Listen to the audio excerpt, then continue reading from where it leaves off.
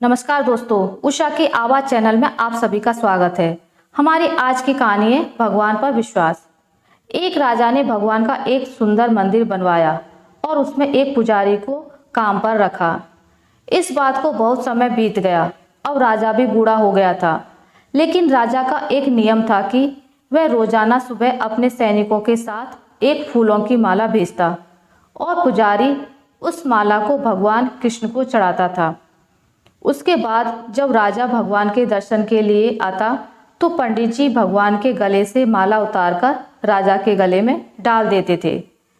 यह लगभग रोज की बात थी। पुजारी भी बूढ़ा हो रहा था और राजा भी बूढ़ा हो रहा था। एक दिन राजा की तबीयत खराब होने पर राजा ने सिपाही के हाथों माला भेजी और सिपाहियों से कहा कि पंडित जी को कह देना कि आज हमारी तबीयत ठीक नहीं है, आज हमारा इंतजार ना करें क्योंकि हम आज नहीं आ पाएंगे। फिर सिपाही ने जाकर पुजारी को माला दी और पंडित जी को सारी बात बताई। पंडित जी ने श्री कृष्ण को माला अर्पित की तो पंडित जी ने सोचा कि इतने वर्ष हो गए, भगवान का यह हार हमेशा राजाओं ने ही पहना है, लेकिन मैंने खुद आज तक इसे कभी नहीं पहना है। तो आज इतने वर्षों के बाद मुझे भगवान के इस हार को धारण करने का अवसर मिला है। यह निश्चित रूप से भगवान की इच्छा है, इसलिए इस बार पंडित जी ने वह हार अपने गले में डाल लिया। तभी सिपाही दौड़ता हुआ आया और बोला कि राजा साहब मंदिर आ रहे हैं क्योंकि वहाँ महाराज की तबीयत ठीक नहीं है, आप सारी तैयारी करके रखें।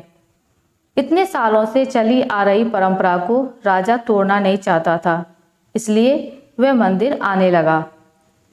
पंडित जी ने तुरंत गले से माला उतारकर भगवान को अर्पण कर दिया। पंडित जी ने सोचा कि यदि राजा को पता चल गया तो वे उसे दंड देंगे। अब जब राजा आया तो प्रतिदिन की भांति पंडित जी ने भगवान के गले से माला उतारकर राजा को पहना दी, लेकिन राजा की नज़र माला पर पड़ी। माला पर सफ़ेद बाल गिरे हुए थे और उन्होंने महसूस किया कि सफ़ेद बाल पुजारी के हैं।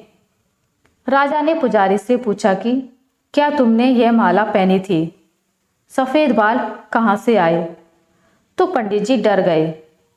डर के मारे कहा कि यह सफ़ेद बाल श्री कृष्ण का है, भगवान का है। राजा को गुस्सा आया कि पंडित ने धोखा दिया और ऊपर से झूठ बोल रहा है, और उन्होंने पूछा कि कृष्ण के बाल कब सफ़ेद हुए? ठीक है, कोई नहीं, मैं कल सुबह के समय आऊँगा, फिर देखूँगा कि श्री कृष्ण के बाल सफ़ेद हुए हैं या नहीं। और यह याद रखना पंडित, अगर बाल सफ़ेद नहीं काले हुए तो इस फरेब के लिए तुम्हें फांसी पर लटका दिया जाएगा। राजा नाराज होकर चले गए और इधर पंडित जी को अपनी मृत्यु दिखाई देने लगी। उन्होंने भगवान कृष्ण को प्रणाम किया और कहा कि भगवान मुझे क्षमा करें, मुझे लोभ हुआ और सोचा कि यह माला मैं भी पहन लूँ। भगवान मुझे बचा लो, नहीं तो कल मैं निश्चित रूप से राजा के हाथों मारा जाऊंगा। पंडित पूरी रात भगवान से प्रार्थना करता रहा और रोता रहा। अगली सुबह राजा श्रृंगार के समय आया और राजा ने पंडित से कहा कि पंडित, भगवान की मूर्ति से मुकुट उतार दो, मैं भगवान के बाल देखना चाहता हूँ। पंडित जी ने घबराकर मुकुट हटा दिया और मुकुट उतारते ही राजा के होश उड़ गए। भगवान की मूर्ति के बाल सफ़ेद थे, लेकिन राजा को लगा कि पुजारी फिर से चाल चल रहा है। क्या उसने अपनी जान बचाने के लिए उसके बाल रंगे थे? इसलिए उसने जांच करने के लिए बाल तोड़ना शुरू कर दिया, और जैसे ही राजा ने बाल उखाड़े मूर्ति से खून निकलने लगा। यह देखकर राजा भगवान के चरणों में गिर पड़ा और क्षमा मांगने लगा। भगवान मुझे क्षमा करें, मैंने बहुत बड़ा पाप किया है। मैं सही और गलत को भूलकर संदेह से अंधा हो गया था। तभी मूर्ति से आवाज़ आई, राजा आप मुझे केवल मूर्ति ही समझते हैं, इसलिए आज तक मैं केवल आपके लिए मूर्ति हूँ, लेकिन इस पुजारी को मुझ में भगवान दिखे तो मुझे उसकी जान बचाने के लिए अपने बाल सफ़ेद करने पड़े। उसके बाद राजा को अपनी गलती का पछतावा हुआ, लेकिन अब कुछ नहीं किया जा सकता।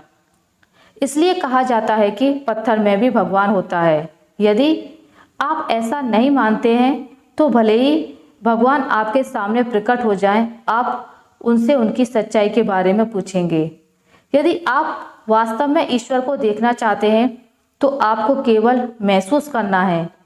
परमेश्वर पर बिना शर्त विश्वास रखें और बिना किसी रुकावट के अपना काम करते रहें। सर्वशक्तिमान आपको निश्चित रूप से अपना फल देंगे। आशा करती हूँ आपको मेरी आज की कहानी अच्छी लगी होगी।